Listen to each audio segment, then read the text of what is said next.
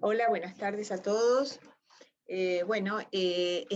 Con esta charla, que es continuando la del día lunes, de ecocardiografía cerebral, de ecografía cerebral, y la presentación de casos clínicos, a cargo de la doctora Carmen Becchiarelli, cerramos este ciclo de ultrasonido en la unidad de cuidados intensivos, para pasar después a lo que vendría a ser nutrición. Vamos a hacer un curso de nutrición a cargo de la doctora Becchiarelli, que tiene una alta experiencia en este tema, la cual va a comenzar a continuación de este cierre. Así que, bueno, en principio agradecerles a todos el acompañamiento, la presencia, el que nos sigan, y sugiriéndoles que continúen registrándose para poder seguir recibiendo la información que a lo largo del resto del año vamos a seguir volcando en las redes. Aparte de, bueno, del interés de siempre intercambiar con todos lo que necesiten, y uno también con el intercambio se enriquece, así que, seguimos en contacto. Igual al final de la charla de la doctora Becchiarelli, volvemos a conversar.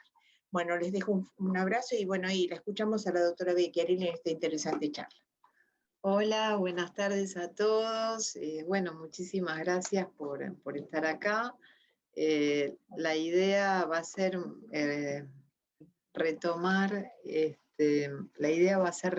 un poco lo que ya habíamos iniciado con la charlita de la semana pasada, del lunes, pero como fue feriado y demás, entonces lo que voy a hacer es dar a pantallazo y unirla con lo que nos había quedado pendiente para completar, introduciendo algunos casos clínicos vinculados al mismo tema.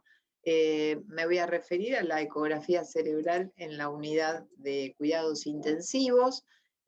Vuelvo a reforzar que es un método no invasivo, muy importante de realizarse sin necesidad de traslado, con alta sensibilidad y especificidad, y que se debe realizar de rutina. Nace un bebé prematuro y si uno tiene la posibilidad de tener un ecógrafo a disposición, es muy importante dentro de las primeras 24 o 48 horas, en especial las primeras 24 horas, tener un informe de cómo está la ecografía cerebral en este bebé, porque nos va a hablar de una situación prenatal.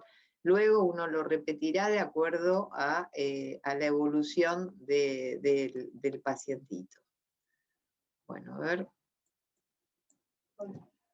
El equipo y la técnica se hace en forma se puede hacer en forma portátil o no, y lo fundamental es que cuente con un transductor que vemos acá, multifrecuencia, de 7,5 para el recién nacido prematuro Hz y 5 para el recién nacido de término. Con respecto al tema de la técnica, es muy importante saber que la ventana principal es la fontanela anterior. Existen otras ventanas, como es la fontanela posterior y la ventana temporal, que también son importantes, en especial como para ver todo lo que es la parte posterior, así que son lóbulos occipitales y fosa posterior. Acá lo vemos desde el punto de vista anatómico, vemos acá la fontanela en el cráneo, la ventana temporal, y aquí la fosa posterior al lado del esquemita que veníamos comentando. Ahora, cuando uno realiza una ecografía cerebral, que claro, uno lo ve como un estudio simple porque es estático, es rápido, se realiza de una manera que ocupa pocos minutos en general, pero de todas maneras tiene sus cosas y es importante sobre todo sistematizarlo y tener una visión global de lo que es el parénquima del chiquito y la diferenciación de distintas estructuras, sustancia gris, sustancia blanca, los surcos, el sistema ventricular, y la diferencia que uno ve en las distintas edades gestacionales en base a las características del cerebro. Fíjense acá en el esquema, 22, 25 semanas hasta llegar al bebé de término, las características diferentes de todo lo que es la parte macroscópica, que esto también se ve en el corte coronal y en el corte sagital, Y en esto, coincidentemente con estos pliegues, estos surcos y demás, también coinciden con el desarrollo de la migración neuronal, el mayor crecimiento de la neuroglía, el desarrollo de las neuronas, etcétera. O sea que va totalmente relacionado a todo lo que es el desarrollo. Bueno, esto es lo anatómico que todos conocemos, los distintos lóbulos, lo mismo en una visión también sagital para ver la estructura del cuerpo calloso, que es fundamental y que va a ser nuestro parámetro. Ahora, con respecto a la evaluación del sistema ventricular es muy importante, como también los espacios subaracnoideos, y esto es fundamental, y junto con esto siempre también evaluar los flujos sanguíneos, con lo cual uno va a tener un pantallazo de la situación. De hecho, hoy vamos a ver el caso de un bebito en el cual solo colocando el Doppler o digamos, la parte vascular, uno puede ver algunas alteraciones. Este sería el sistema ventricular en una vista sagital. El cuernos anteriores, el cuerpo y los cuernos posteriores. Si lo vemos en las estructuras que uno encuentra en la línea media, tenemos cuerpo calloso, septum pellucidum, tercer ventrículo, el tronco y cerebelo. Esto siempre recordarlo porque cuando uno hace el corte adecuado puede verlo. Siempre que uno hace los cortes tienen que ser los coronales, en el transductor se ubica a nivel de la fontanela anterior con la marquita hacia el lado. Y así podemos ver las distintas estructuras. Si vemos el esquema, está la fontanela anterior, la marquita en lateral, y si lo vemos de perfil, lo mismo. Y el transductor se va a dirigir así, de delante hacia atrás, en el encuentro de las distintas estructuras. En el caso de los cortes sagitales, la marquita del ecógrafo va a estar hacia adelante y se va a deslizar el transductor hacia un lado y hacia el otro para encontrar los cortes parasagitales. Con respecto a los cortes coronales que decíamos, nosotros vamos mirando de delante hacia atrás y nos vamos a encontrar, son 6 cortes principales que hay. Lóbulos frontales, órbita, cisura interhemisférica, cuernos frontales, ventrículos laterales, lóbulos temporales, lóbulos frontales. En el corte 3, lóbulos temporales, tronco, cuerpo calloso, tercer ventrículo. El cuarto corte es el cuerpo del ventrículo lateral, el plexo coroideo, cuarto ventrículo, tálamo, hipocampo, cerebelo.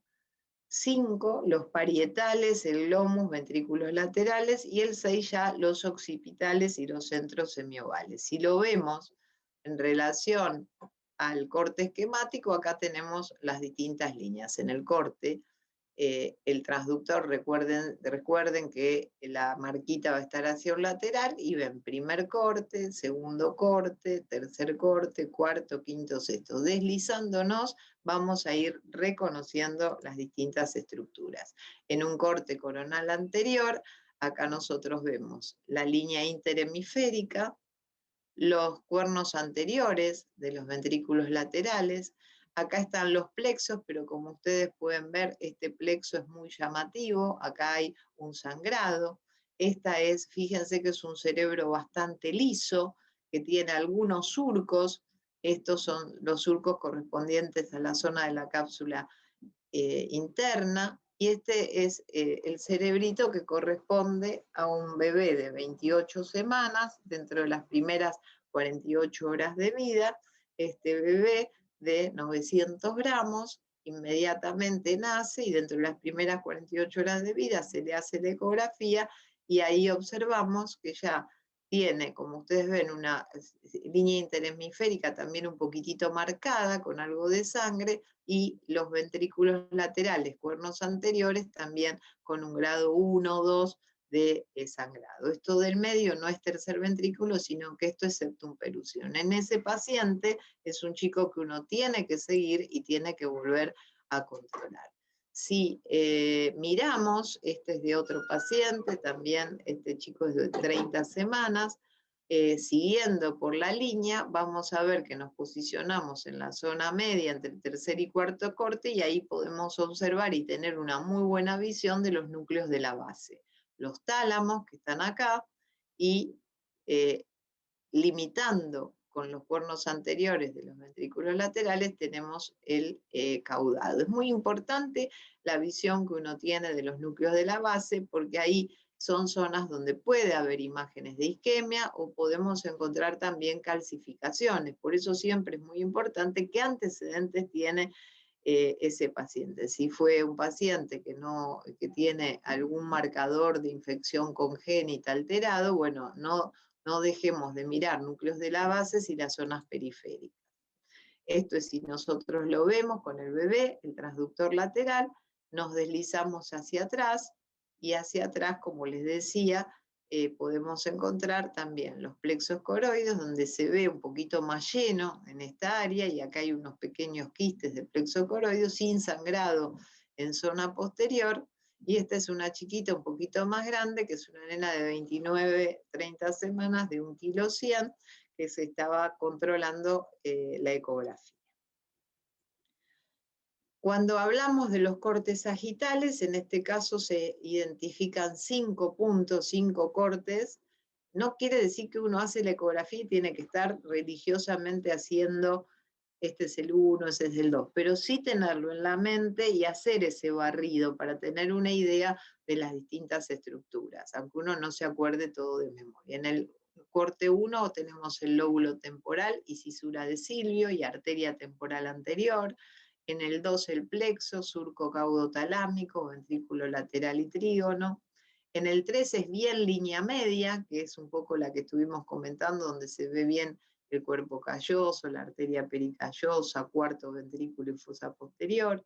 En el 4 nos vamos alejando, y en el 5 el lóbulo temporal con cisura de Silvio y arteria temporal anterior. Acá los vemos, este es el corte sagital, recuerden que el transductor está colocado en línea media con la marquita hacia adelante y se va deslizando hacia las áreas laterales. Siempre tomar de la posición media, no moverse y deslizar el transductor hacia uno y otro lado, y es muy importante cuando uno hace esto, mirar también en los extremos del parénquimo, o sea, hacer un vistazo hacia los laterales más extremos, porque a veces uno ahí puede encontrar zonas más ecogénicas que nos hablan de algún sufrimiento. Acá tenemos la imagen en ecografía, donde se ve bien el corte de línea media, cuerpo calloso en toda su estructura, rodilla, cuerpo y cola, el septum pellucidum, el tálamo, el plexo que une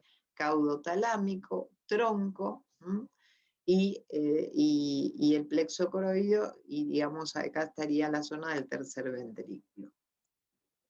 En esta situación, en la búsqueda del parasagital, en este caso parasagital izquierdo, en esta paciente de 29 semanas y 900 gramos, esta chiquita lo que hizo es un sangrado intraventricular grado 2-3, en el cual, como ustedes pueden ver, acá ven, fíjense que bien dibujada toda la estructura del ventrículo, que está ocupado por el plexo y un hematoma que se está reabsorbiendo, hay una pequeña dilatación, y esta paciente con este tipo de hemorragia es una chiquita que uno la tiene que ir controlando, porque habitualmente estas situaciones hacen que los chicos dilaten, y al dilatar uno tiene que estar atento a ver la conducta que se tiene que tomar. Muchas de estas en general se autolimitan, otras requieren la colocación de un reservorio y las menos la colocación de una válvula de derivación ventrículo-peritoneal. Estas no son mías, estas fotos, pero también como para ilustrar el sangrado. Entonces, siempre indicar ecografía en un prematuro lo antes posible. Cuando uno tiene sospecha de cualquier tipo de malformación o alteración del sistema nervioso central, también hay que hacerlo. Si uno sospecha algún síndrome genético, lo mismo. Cualquier paciente que nace deprimido, que tiene una encefalopatía hipóxico-isquémica, es muy importante hacerlo. Un traumatismo de cráneo, si bien la indicación es mejor una tomografía también nos puede ayudar porque puede haber algún sangrado intraparenquimatoso. Los niños que tienen restricción de crecimiento intrauterino, quizás tienen hipertensión arterial materna o síndrome de HELP o lo que fuera, también tienen que tener una ecografía. Y por supuesto, cuando tenemos distintas intercurrencias, un paciente que hace una sepsis, hay que hacer una ecografía. Un chico que está bien, que está estable, hace un escape de aire, hay que ir y hacer una ecografía. Un chico está bien y hace una distensión abdominal y uno sospecha una enterocolitis, es muy importante hacer en ese momento una mirada de la ecografía porque es fundamental en ver en ese momento qué pasó y cómo lo registró. Más de una vez a uno le puede pasar que el chico evolucionó bien, tuvo una mínima intercurrencia y después cuando uno le hace el control posalta se encuentra con que ese chico tiene alguna dilatación. Evidentemente en algún momento ese chico sangró. El sangrado es poco común en el chico de término, es mucho más común en el prematuro por la característica que tiene del tejido subependimario, que es la matriz germinal, que se empieza a retirar que es un tejido muy vascularizado y que empieza a involucionar a partir de las 34 semanas. Muchos pacientes de los nuestros tienen riesgos de hemorragia, los más chiquitos, los menores de 32 semanas, aquellos que, como les decía, se le agregan distintas problemáticas, los múltiples, cuando hay alguna patología materna, las encefalopatías, etc. ¿Cómo las clasificamos? Bueno, el grado 1 es el leve, en el cual se localiza en el tejido matriz germinal. El grado 2 ya invade el ventrículo lateral, el 3 ya hay dilatación, y la dilatación ventricular que se produce después de varios días de un sangrado, como el que les mostré de esa paciente de 29 semanas, ojo, porque ahí no la tenemos que catalogar como un grado 3, tal vez como un grado 3, porque en realidad es la consecuencia de la obstrucción de los distintos orificios que hizo que ese paciente se dilate. Y los más riesgosos y de más complicaciones, el grado 4, que se extiende a parénquima y que tiene seguro un compromiso a nivel del neurodesarrollo. Acá vemos esta pacientita, que es la misma chiquita de 29 semanas que habíamos comentado en otra vista, en el cual se observa el ventrículo levemente dilatado, el hematoma en reabsorción, el plexo, y fíjense que a nivel del parénquima hay cierta irregularidad, con algunas zonas más marcadas de ecogenicidades, que bueno, siempre es muy importante tenerlas en cuenta porque puede ser algún tipo de lesión isquémica. Si esto lo vemos en el corte acompañante, este es un corte que está pasando por esta zona. Fíjense en posición sagital y que va marcando esta zona, que es lo que nosotros estamos viendo. Bueno, evidentemente las más preocupantes son las hemorragias cuando invaden el parénquima. Este es un caso de una paciente de término, 37-38 semanas, de 2,9 kilos, que estando en la nursery, no en la nursery, sino en la habitación con la mamá, la madre notó como algunas sacudidas o temblores, va la médica a revisarla y evidentemente esta chiquita tenía movimientos asimétricos y sin tener repercusión general, pero tenía movimientos asimétricos que llamaban mucho la atención, que se interpretaron como convulsiones. Inmediatamente viene al servicio, la vemos, la revisamos, la médica que la recibe le llama mucho la tensión que tenía la fontanela anterior. Así que mientras se le ponía la vía, inmediatamente le colocamos el transductor y ahí tuvimos el diagnóstico. Esta paciente tenía un sangrado que se extendía hacia el parénquima, así que una de las sospechas principales, sin tener ningún antecedente perinatal, una de las sospechas principales es que si tenía una malformación arteriovenosa, era una de las posibilidades, si hizo una isquemia que además sangró, pero evidentemente estaba ejerciendo presión y aumentaba la presión porque comprimía, como ustedes ven. Esta es la posición del corte, acá tenemos el corte a nivel del corte 2, donde vemos los cuernos anteriores, la línea, digamos, los núcleos de la base, se ve algo de fosa posterior y fíjense que la hemorragia presiona sobre el ventrículo lateral, lo cual hace que haya un aumento de presión en todo el sistema.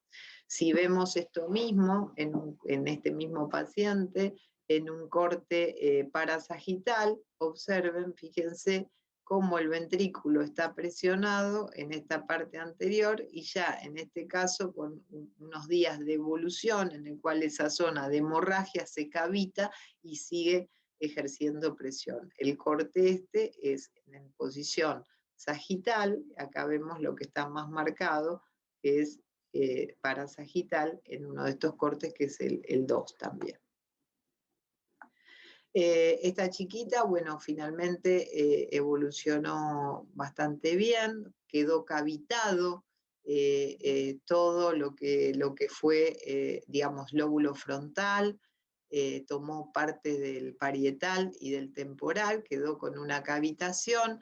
De inicio no le pusimos una válvula, pero luego realmente fue necesario el colocar de una válvula. La evolución es muy buena neurológicamente, hoy de hecho se hacía una resonancia de control.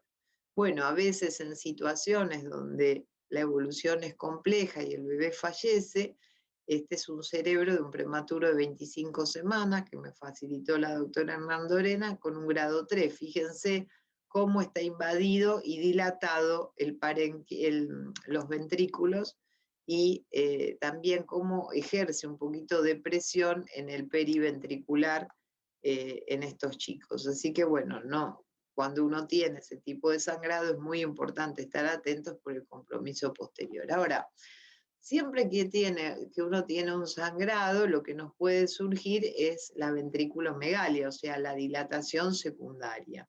Y esto puede ocurrir en un 35% de los pacientes que tienen algún sangrado. En general, lo que ocurre es que, digamos, se produce alguna obstrucción en el sistema, en el acueducto de Silvio, en la salida del cuarto ventrículo.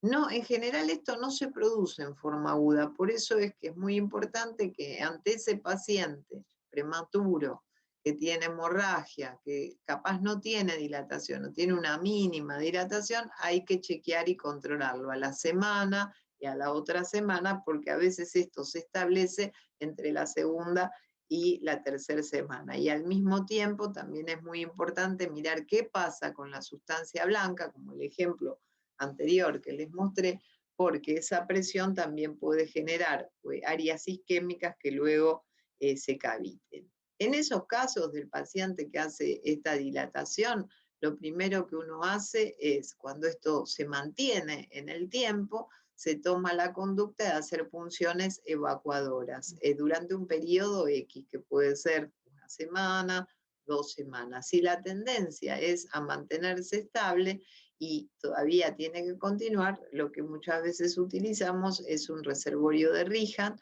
que se coloca a nivel ventricular y entonces facilita las evacuaciones y se evitan las punciones de la fontanela anterior que ya prácticamente están dejadas de lado. De todo esto muchas veces se evita la derivación ventriculoperitoneal. Veamos algunos casos de ventriculomegalia post-hemorrágica. Bueno, este es un caso similar al anterior, con también una hemorragia que se cavita y la dilatación secundaria. Esta dilatación se ve en un corte parasagital, acá vemos el ejemplo, y nosotros tenemos que tomar siempre un parámetro que sea más o menos el mismo, el operador toma el mismo parámetro para luego seguirlo y ver el aumento. Esta es una medición bastante frecuente en el cual uno toma la medición desde la zona del plexo y el tálamo hacia arriba en forma prácticamente perpendicular, y esto se va midiendo y se va viendo la evolución. Después, ahora en las siguientes imágenes vamos a mostrar los nombres de esta medición, pero esta es una forma en la cual uno puede ir midiendo. Lo mide y controla qué es lo que va pasando y posteriormente, al cabo de 3-4 días, máximo una semana, se vuelve a controlar. Esto es el mismo paciente hacia la fosa posterior, y entonces ahí vemos fíjense que también se ve presionado uno de los ventrículos y dilatado. Y otras veces estas dilataciones en realidad responden a algunas otras patologías. Por ejemplo, en este caso, este es un paciente con diagnóstico prenatal de mielomeningocele. Este chiquito, cuando se produce el cierre del mielomeningocele, comenzó a dilatarse. Comienza a dilatarse y es algo muy característico. Como ven que es un chico casi de término. Como ven, el parénquima en este caso es un parénquima con muchos surcos, es un parénquima más, digamos, más maduro. Y algo característico en estas situaciones de obstrucción mecánica o obstrucción por la alteración digamos, del tubo neural, se ven los ventrículos laterales con estas características así muy redondeadas, que nos habla que evidentemente hay una presión importante en el sistema. Este fue un chico que sí, que de inicio se intentó tratamiento por vía endoscópica, pero que finalmente se tuvo que colocar la válvula. En estos casos es mejor la medición, es muy bueno tener en cuenta la medición a nivel de los cuernos anteriores, porque ahí uno puede observar qué es lo que ocurre en relación a este tamaño. Ya cuando uno ve esta zona tan redondeada, y esto hace presión en el resto de parénquima y es una de las indicaciones que uno tiene que hacer algún tratamiento. Este otro caso no es nada mecánico, sino que en este caso es un bebé prematuro de 28 semanas que tuvo un sangrado que daba un poquito de dudas, esa zona acá como si fuera una zona de quiste, pero en realidad es un sangrado con una hematomita a nivel del plexo y que empezó a dilatar. Cuando eso sucede, este es el mismo paciente de que mostraba en lo lateral y empieza a dilatar y a pesar de las funciones evacuadoras se mantiene esa dilatación, es cuando uno, digamos, toma la decisión de colocar el reservorio de Rihan, que acá vemos el catéter, entra a nivel de uno de los ventrículos y uno puede hacer las funciones evacuadoras desde la parte cefálica, sin contaminación. Las mediciones que nosotros tenemos que realizar en estos chicos es el índice de Levene, que es la distancia entre la hoz del cerebro y pared lateral del cuerno anterior del ventrículo lateral. Se ve en el corte 3 a la altura del tercer ventrículo, y las mediciones en general uno toma una medida que es de lado izquierdo 0,11 a 0,69, lado derecho puede ser de 0,23 a 0,83, en general uno tiene que tener este número, 0,31. En el de Evans es en el mismo corte, pero la relación entre la distancia mayor de los cuernos frontales, de los ventrículos laterales, y el máximo diámetro, bilateral. Bueno, acá vemos justamente la medición que les comentaba, de un extremo al otro, para poder verlo. Acá lo vemos un poquito mejor, desde la hoz hacia el extremo de cada uno de los ventrículos laterales en la parte del cuerno anterior con las mediciones que les había comentado. En el caso de esto era Leven, ¿no? En el caso del índice de Evans es la relación de la distancia que va de uno a otro de los cuernos anteriores del ventrículo lateral en relación a la zona de extensión mayor del parénquima. Cuando los chicos se van con algún tipo de dilatación ventricular, uno en general lo sigue y lo controla en conjunto con el neurocirujano para tomar la decisión si es necesario o no continuar o con el reservorio o tener que hacer otro tratamiento. Otras mediciones que también son importantes es las medidas que decíamos del cuerpo del ventrículo lateral a nivel de la hendidura caudotalámica, que es en realidad la más común y la que usamos todos, que es la que les mostré de inicio y ahora les voy a volver a mostrar, que leve es de 5 a 10 y severa más de 15.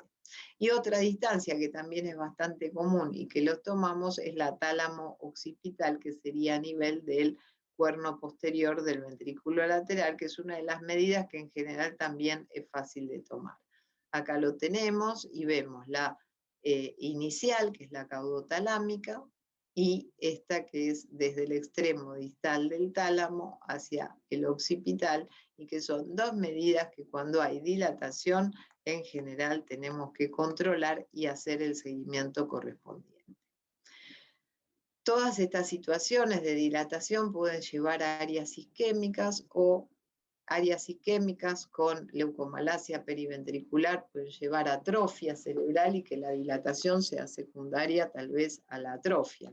Este es el caso de un paciente de 30 semanas, un chico que tuvo un proceso infeccioso precoz y que tuvo también algunos disturbios hidroelectrolíticos, como fueron alteraciones a nivel de la glucosa, y el dato principal, el que tenía coriomionitis materna. Entonces, los pacientes que tienen coriomionitis en general hay que estar muy atentos porque la coriomionitis se relaciona muy directamente con lesiones de la sustancia blanca. También así las alteraciones del metabolismo. Muchas veces las alteraciones de la glucosa en forma recurrente o las alteraciones del sodio también pueden precipitar estas alteraciones. Esto ya lo había comentado el otro día, el grado 1 de leucomalacia es la ecogenicidad periventricular y que puede durar 15 días y después tal vez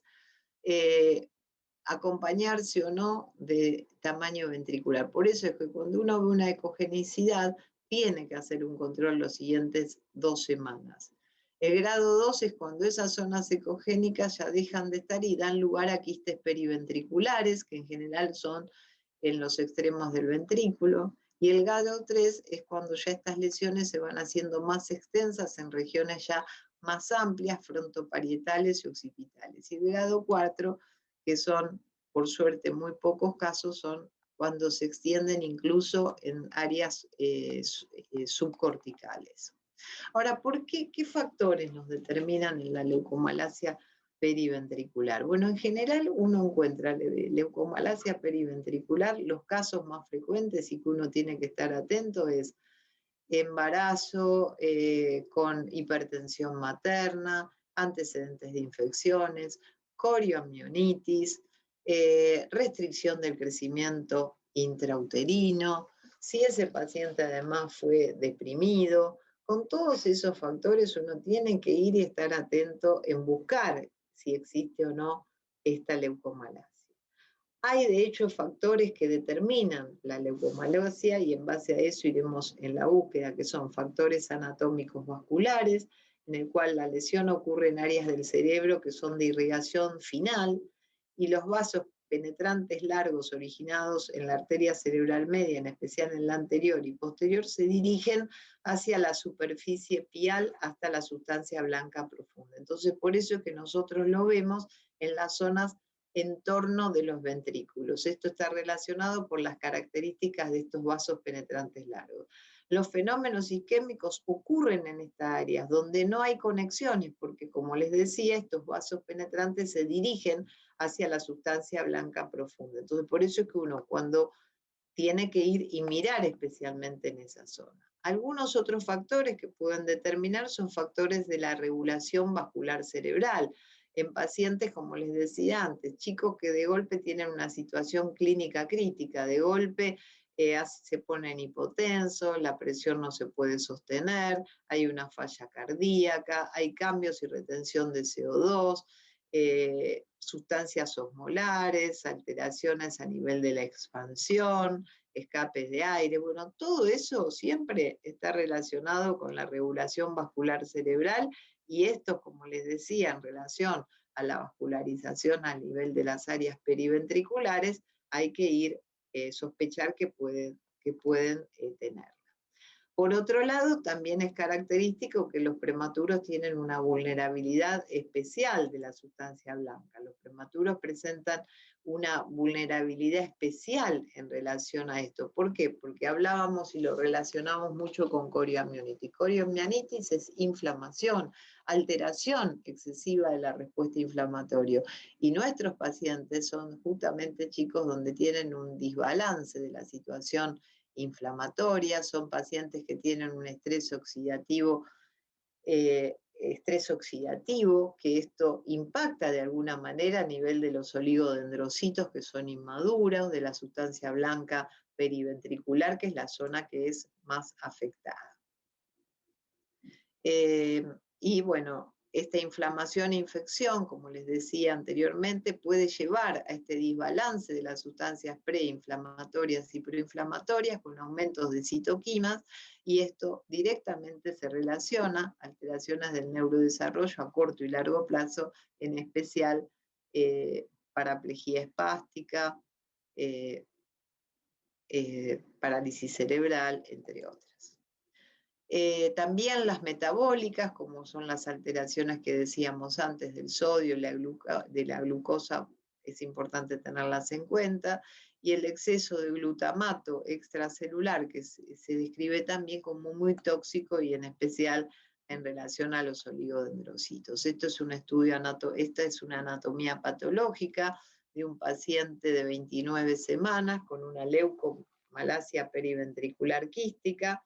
Fíjense la lesión quística, como se observa en torno del ventrículo, en el cuerno anterior, y luego, fíjense hacia la parte posterior, en un prematuro de 29 semanas. Esto obviamente es una situación que impacta en su desarrollo a corto y largo plazo. Aunque uno no es que lo va a detectar el problema de inicio. Mientras el bebé está acá internado, tal vez no, digamos, uno no nota estas problemáticas. Por eso es tan importante el seguimiento. En realidad uno va a ir viendo que no hace los logros o hay asimetrías o hipertonías que se van a ir notando en la evolución. Ahora, si uno lo ve, esto es desde el punto de vista anatómico, si uno lo ve desde el punto de vista histológico, lo que ocurre en esa imagen que nosotros veíamos, lo que hay ahí es una necrosis focal coagulativa, que es de evolución rápida, se produce en horas, y en general es secundaria a una injuria hipóxico-isquémica y afecta a diferentes células. Pero nosotros en general esto lo vemos, pero se ve, como les decía, después de la segunda o tercera semana.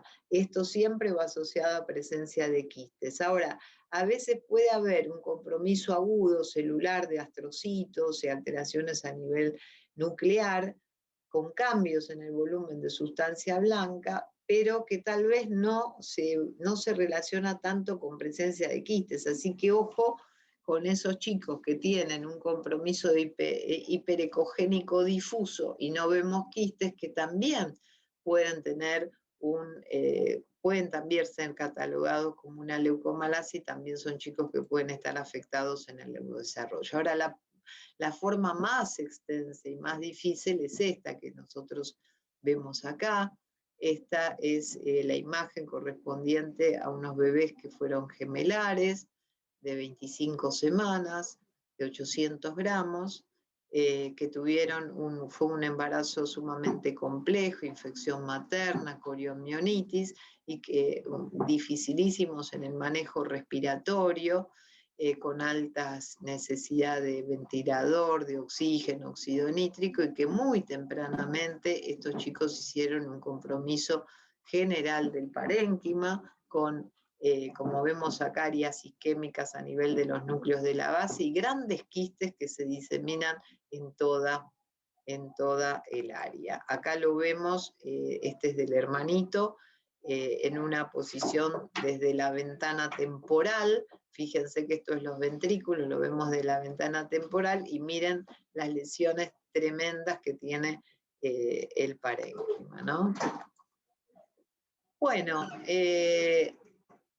antes no se le prestaba demasiada atención, pero en los últimos años se ve que el cerebelo muchas veces puede tener alguna afección en los bebés prematuros. Así que cuando uno hace como les contaba al principio, siempre sistematizar el estudio, mirar los distintos cortes del 1 al 6 en el corte coronal, donde ahí uno accede a la fosa posterior, y es muy importante ver si hay o no ecogenicidad, porque entre un 3 a un 20% se puede observar hemorragia cerebelosa o lesión isquémica en fosa posterior. Si uno no la busca y no la mira, capaz no lo detecta, pero estos son chicos que después en su evolución, este es un paciente de 28 semanas, que como ustedes ven tiene una marcada ecogenicidad periventricular, pero sobre todo una lesión ahí en zona posterior de hemorragia cerebelosa, que este chico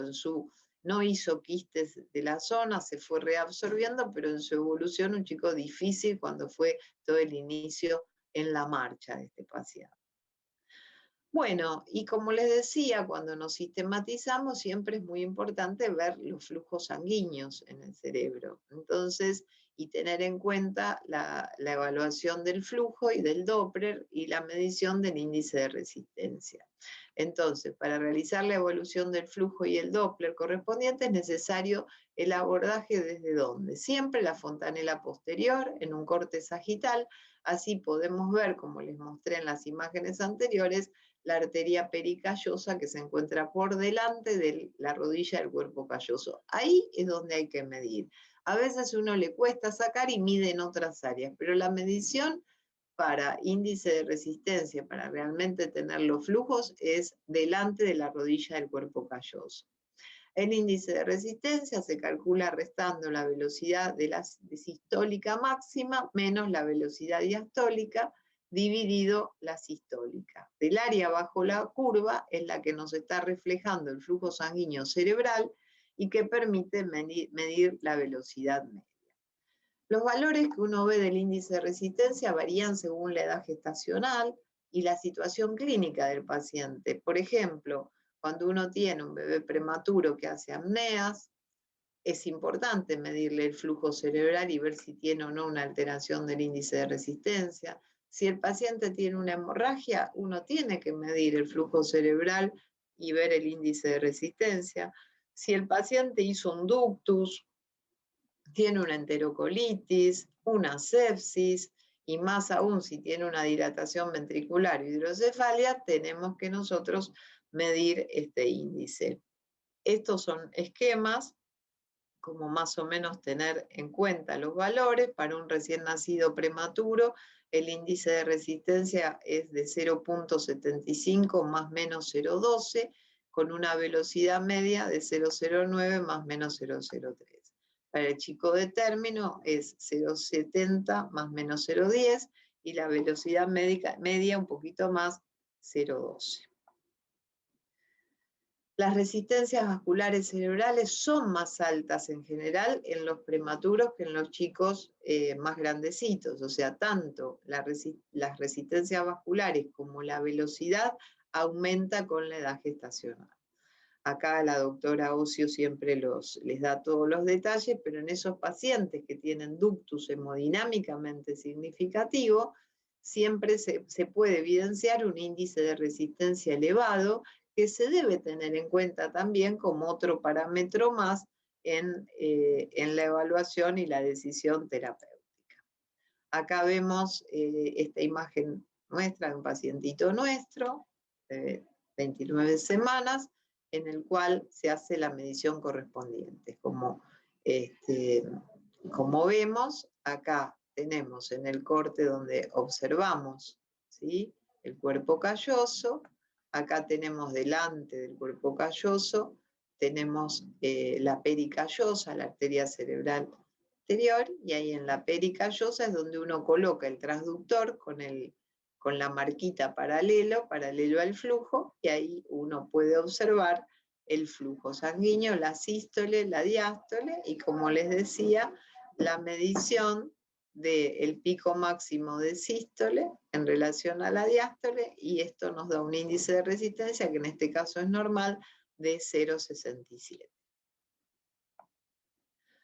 Bueno, digamos que con la pandemia nosotros vimos algunos beneficios, como fue que los obstetras no realicen cesáreas anticipadamente o que los padres no lo pidan anticipadamente, entonces más reposo y los chicos nacer más cercanos al término o de término. También eso hizo que mucha gente por miedo no hacía los controles adecuados, entonces vimos nosotros en el periodo de más casos de la pandemia, vimos aumentar significativamente los bebés que nacían con con encefalopatía hipóxico-isquémica, que en general esto ocurre en 1 cada 3.000 nacimientos, hay múltiples factores, desde lo perinatal, el parto, la cesárea, que contribuye. Por suerte, actualmente, bueno, acá Vivi, que es la que se ocupa en especial del tema del tratamiento de la hipotermia, es muy importante y hay evidencia suficiente para la hipotermia corporal total en cuadros moderados y severos, y se está en consideración para los leves, siempre con un monitoreo cerebral continuo, desde el inicio hasta finalizado el recalentamiento, y siempre con un parámetro clínico que, a pesar del transcurso de los años, se sigue utilizando el esquema conocido por todos de CERNAT y CERNAT, como para ver la evolución de estos pacientes. En la encefalopatía hipóxico-isquémica hay varias cosas que uno tiene que mirar en la ecografía cerebral, y apenas nace ese paciente, lo que tenemos que hacer es inmediatamente hacerle una ecografía, porque ahí vamos a observar determinadas problemáticas que tenemos que seguir en el transcurso del tiempo. El edema cerebral es característico, que se evidencia por una ecogenicidad difusa parenquimatosa, en el cual desdibuja los surcos y las estructuras anatómicas, porque esto en general uno lo ve en los bebitos de término. Justamente el paciente que voy a mostrar las imágenes es una bebé con un embarazo normal, una madre de 41 años que se esperó el trabajo de parto y nació pasada la semana 41, y la chiquita nació con una depresión neonatal severa, y evidentemente ya venía con un sufrimiento previo, porque ya las primeras imágenes eran sumamente notorias, con una gran ecogenicidad difusa, que incluso al haber ventrículos colapsados y compromiso de la vascularización, ya eso es un indicador de lesión subcortical. Cuando uno mira en general todo el parénquima, tiene que mirar mucho qué pasó en los núcleos de la base, porque es una zona muy sensible en base al compromiso neurológico, y que esto va asociado a largo plazo a la espasticidad. Y según la evolución uno puede encontrar diversas situaciones que van desde áreas hemorrágicas, infartos, lesiones quísticas, atrofia, etc. Así que la ecografía, que es muy simple, nos da mucha información. Y acá vemos esta imagen, que incluso no es la misma y es muy parecida a la que habíamos comentado de esos bebés prematuros, pero esta es de esta chiquita de término. Fíjense la gran ecogenicidad a nivel de los núcleos de la base y las áreas quísticas de compromiso que este paciente tenía. Bueno, como les decía, cuando nosotros tenemos que evaluar al paciente, siempre ponemos el flujo sanguíneo y tenemos que ver. ¿Por qué? Porque a veces pueden encontrarse malformaciones arteriovenosas. Estas son en general congénitas, se producen en la etapa de formación de los vasos de angiogénesis, pueden ser arteriovenosas, venosas, cavernosas, telangiectasias, pero no tienen alta incidencia. Y muchas veces se puede ver una hemorragia. ¿Se acuerdan el primer caso que les conté de la bebé de término que debutó como una convulsión y en realidad tenía una gran hemorragia que hacía, digamos, presión? Es importante, cuando se realiza el estudio ecográfico, que uno mire esos flujos. Y si uno de golpe tiene un bebé de término y ve un área ecogénica, siempre poner el Doppler. En cualquier área que uno mira el cerebro y le ve un área que le llama la atención, inmediatamente colocar el Doppler para ver si está vascularizado o no. Este es un caso que lo presentó Nadia en uno de los congresos con Vivi. Es una malformación aneurismática de la vena de Galeno, que es una anormalidad muy poco común. Se define como fístulas arteriovenosas entre la arteria coroidal y o la cuadrigeminal por un saco venoso en línea media. Comprende un 30% de las malformaciones vasculares pediátricas y el 1% de las anomalías cerebrales congénitas pediátricas. En realidad, como ustedes ven, la incidencia es 1 en 25.000 chicos. La verdad que es bastante poco común. Esta malformación se desarrolla entre las 6 y 11 semanas en el desarrollo embrionario. Justamente este caso de este paciente, en un par de ecografías prenatales, habían detectado que había una zona ecogénica a nivel del cerebro y se sospechó la posibilidad. Cuando nace el bebé, que lo ve Karina, una de las médicas de la NERCEN, y enseguida lo trae, yo le pongo el ecógrafo y veo una gran zona redondeada con un flujo importantísimo que era esta malformación. Es tan importante la presencia de estas fístulas que muchas veces esto puede llevar a una falla cardíaca de alto gasto en el recién nacido, con disminución de la resistencia, y muchas veces uno define el intervencionismo justamente cuando el paciente no se puede controlar desde lo hemodinámico. Acá vemos la imagen con la gran dilatación y toda la tortuosidad de los flujos. Algo bastante común es cuando uno, tanto en la etapa prenatal como en la postnatal, es la presencia de quistes de plexo coroideo. Los plexos coroideos, ustedes saben que es un epitelio secretor que produce el líquido cefalorraquídeo, lo reabsorbe, se localiza en el sistema ventricular, son muy ecogénicos, o sea, no es que sangran, sino que tienen esa característica porque justamente concentran sangre. Estos quistes pueden ser únicos o múltiples, pueden ser de un lado o de los dos, y es muy importante si se detectan en la etapa prenatal, porque pueden no ser nada, que es la mayoría de los casos y son aislados, pero según un autor que es Chin, la incidencia es del 3,6%, pero muchas veces la presencia de esos quistes en la etapa prenatal también hay que tener en cuenta si no puede estar vinculada a algunas alteraciones como son la trisomía 21 y 18, en especial la 18. También se describe que cuando se presentan estos quistes es importante ver cómo están las manos y cómo está el corazón, porque a veces puede haber asociaciones aisladas con malformaciones de los dedos. Esta diapo que me la facilitó el doctor Siones, de un embarazo de 20 semanas, donde se ven dos grandes quistes de plexos coroideos. Esto correspondió finalmente después a una chiquita con una trisomía. Bueno, siempre hay que mirar todos los aspectos y hay que mirar línea media, y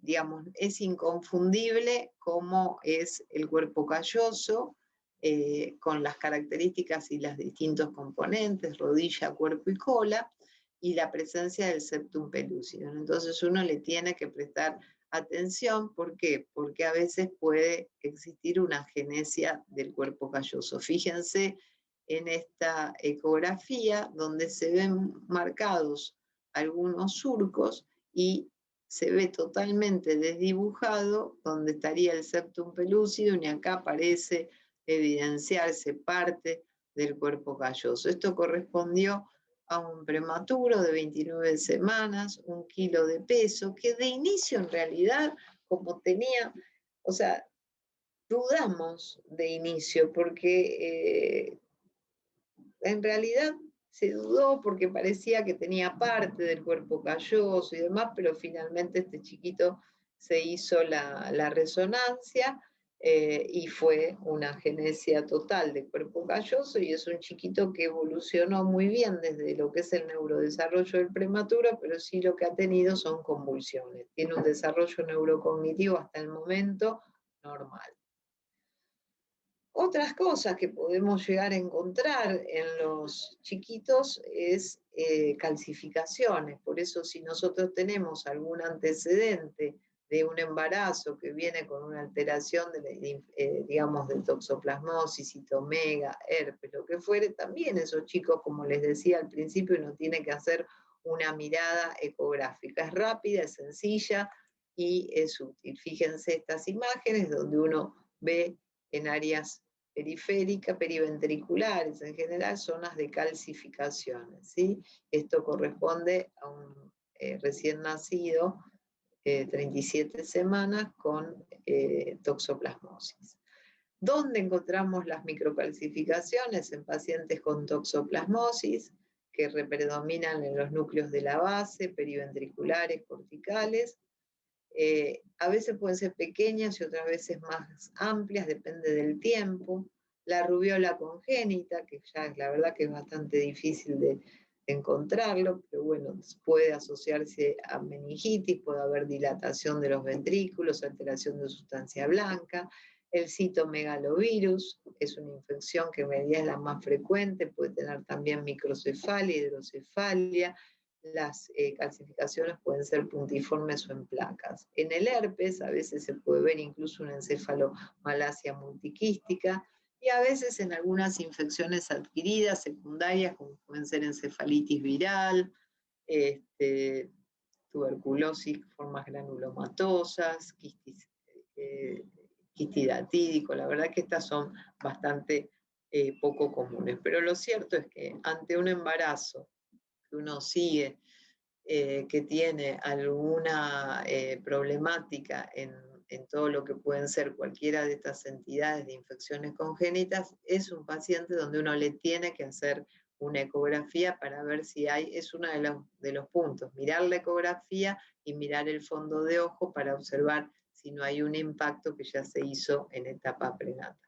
Bueno, más o menos hasta ahora creo que dimos un pantallazo de la gran utilidad que tiene la ecografía cerebral. Seguramente quedarán algunas cosas en el tintero, pero bueno, podemos intercambiar, quedo a disposición de ustedes para cualquier comentario. Acá les dejo la bibliografía que más que nada tomé para este tema, pero la mayoría de las imágenes, como vieron, son nuestras. Así que, bueno, muchísimas gracias, y acá la dejo a la doctora Ocio. Ah, sí, bueno, vamos con Ceci Cantón para las preguntas entonces. Bueno, muchísimas gracias, Carmen. La verdad que buenísima la charla, muy completa. Todos en los chats te están agradeciendo. Te escriben desde Coronel Suárez, muchas gracias por la presentación, felicitaciones. Está también la doctora Lidia Giudici. Bueno, un beso. Que te saluda también. Gracias, Lidia, muchas gracias. Y te dice que es excelente, y te pregunta, ¿tienen experiencia en aplicar la nueva clasificación de Cernat? Bueno, digamos, como para las encefalopatías, mira, sí, en general, sí, esto digamos que no lo tenemos registrado. En realidad, en todos los pacientes que tenemos registrados, de pacientes que entraron en hipotermia, siempre tomamos el esquema tradicional. De todas formas, esto por supuesto uno lo va modificando, y también adoptamos esto.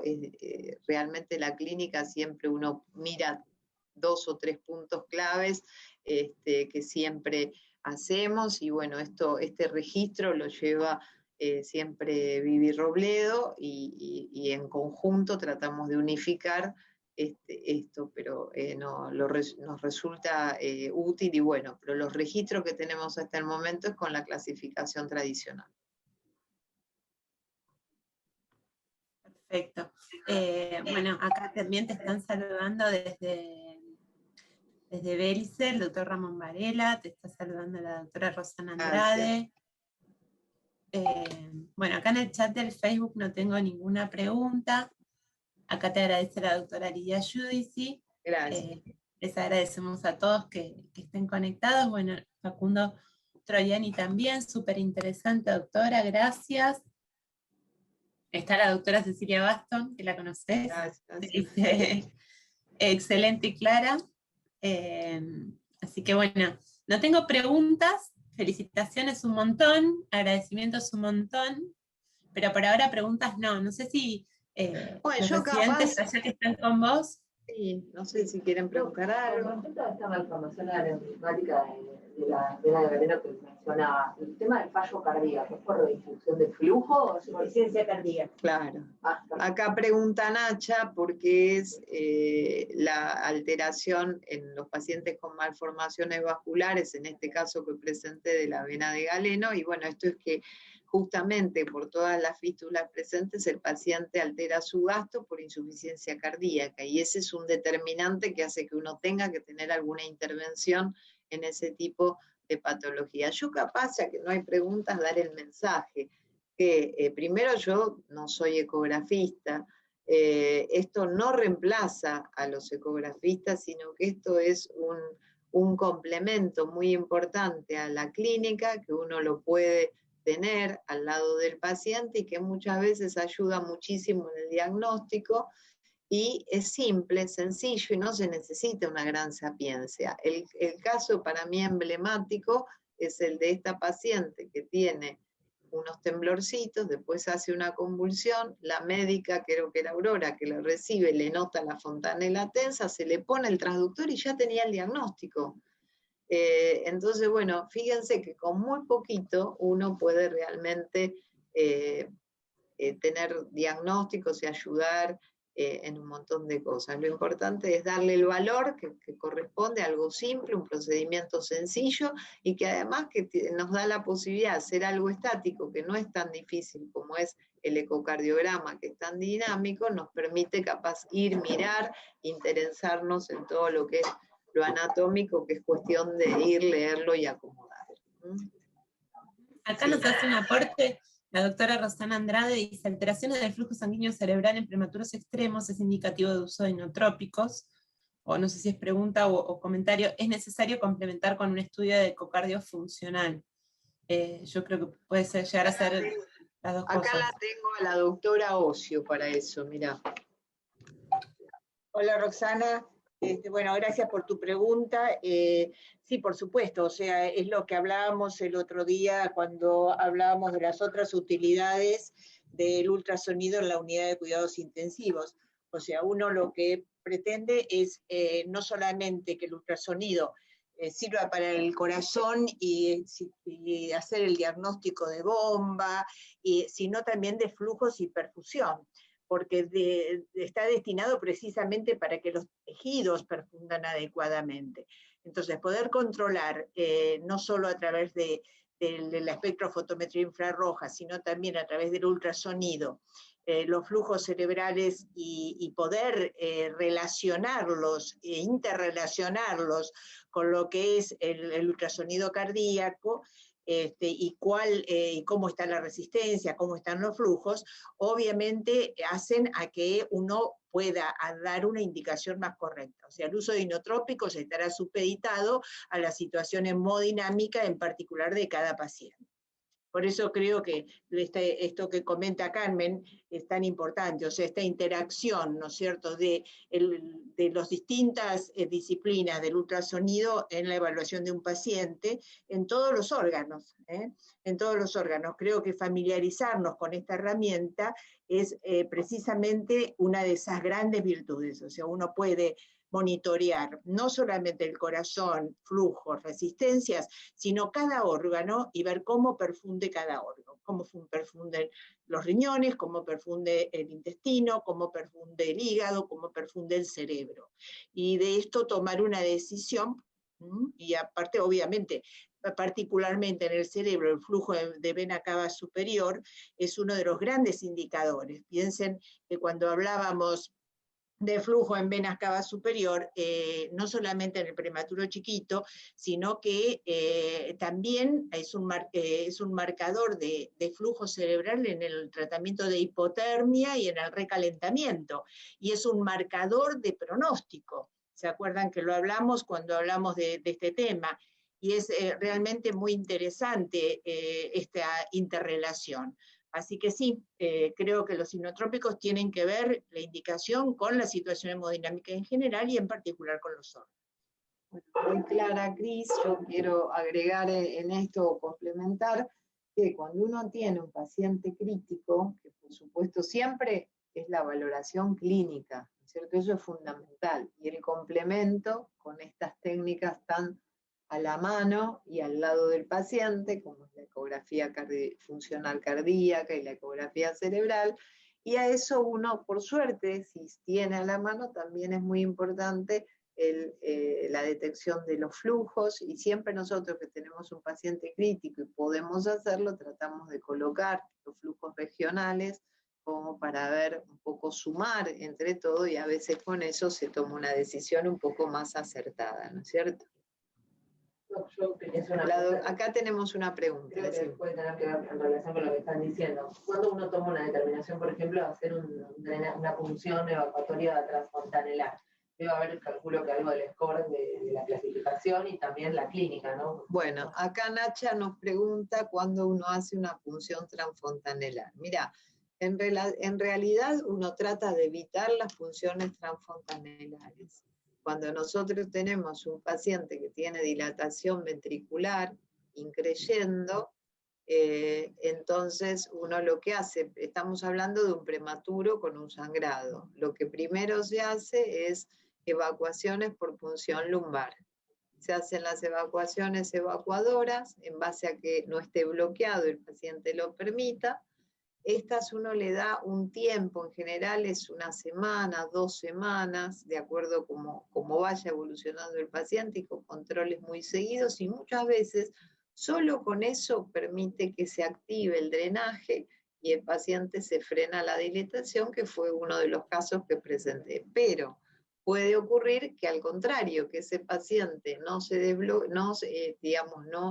disminuya la dilatación, y al contrario, se bloquee, y entonces uno no puede hacer la punción lumbar. En ese caso, ya con consulta con los neurocirujanos, podría ser el único caso donde uno hace la punción a nivel de fontanela anterior, y ya para tomar la decisión de poner un drenaje de Rijan de inicio, porque seguramente va a ser un chiquito que todavía no dé el peso y la edad como para poner una válvula de derivación, y todavía es otra oportunidad como para ese paciente tal vez no requiere una válvula, porque el reservorio de Rijan nos permite punciones diarias y complicaciones. Bueno, acá te agradecen las respuestas. La doctora Rosana la saluda a la doctora Cristina. No tengo ninguna otra pregunta, así que bueno, las dejo a ustedes para que se despidan, o si tienen alguna pregunta a los residentes. Bueno, muchísimas gracias. La dejo a Cristina para cerrar. Bueno, básicamente cerrar este tema despidiéndonos de este ciclo de ultrasonido en la unidad de cuidados intensivos, y bueno, y agradeciéndoles todo el seguimiento y el acompañamiento que hemos tenido de este intercambio que es tan rico, ¿no es cierto? Y que seguiremos teniendo a lo largo de lo que resta del año, con presentaciones de casos clínicos, interrelaciones. Aquel que quiera hacer alguna presentación y quiera utilizar esta plataforma, está disponible, solo tiene que comunicarse con nosotros. Y la idea un poco es que esta disciplina que nosotros creemos fehacientemente que es de gran utilidad en el recién nacido y que nos permite arribar a diagnósticos más certeros, se extienda y podamos todos capitalizar las experiencias individuales para incrementar este conocimiento. Entonces, bueno, comentarles que ya próximamente van a tener aquellos que lo hayan comprado la actualización del libro de ultrasonido en la unidad de cuidados intensivos para hiporneonatólogos, en el cual se van a incorporar los adjuntos de eco pulmonar y eco cerebral. Y que obviamente aquellos que lo hayan comprado se va a actualizar en forma automática. Ya estamos en las últimas pruebas de galera y se va a alargar, esperemos, que en el próximo mes y medio. Así que bueno, quedo a disposición de ustedes, como siempre, en los sitios que ustedes están viendo en pantalla, y por supuesto sigan registrándose para seguir recibiendo información, porque todas las novedades que tengamos o lo que podamos acercarnos, obviamente van a estar volcados en las redes. Así que bueno, yo me despido, va a empezar el ciclo de nutrición a partir de la próxima semana, que bueno, se los recomiendo especialmente porque Carmen es una persona muy idónea en este tema y tiene una capacidad docente interesantísima que quiere difundir también, así que bueno, vamos a utilizar esta plataforma también para otras disciplinas. Bueno, les mando un fuerte abrazo y seguimos en contacto, nos seguimos cuidando, esperamos que este año realmente finalice o mejore y aprendamos a vivir de otra manera a partir de esto que nos ha tocado a la humanidad. Así que les dejo un fuerte abrazo y a cuidarnos, seguimos cuidándonos y seguimos en contacto. Hasta pronto.